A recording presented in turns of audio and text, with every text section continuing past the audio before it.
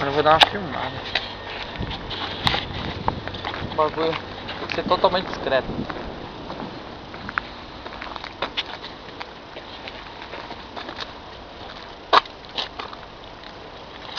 Agora ela tá meio riscadinha.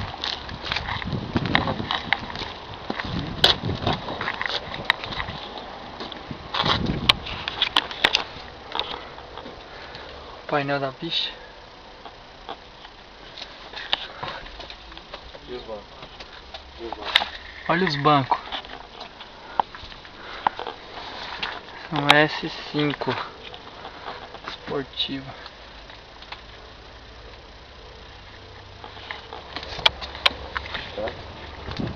Então, já era.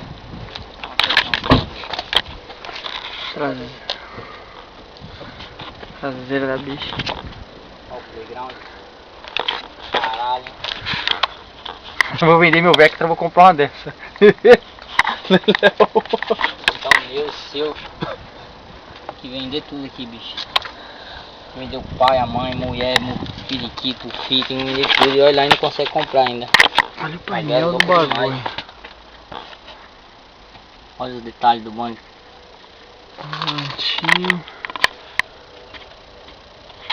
Vamos ter que sair fora, que senão a casa vai cair de...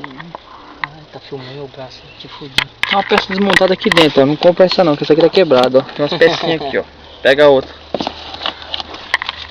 Olha o vídeo,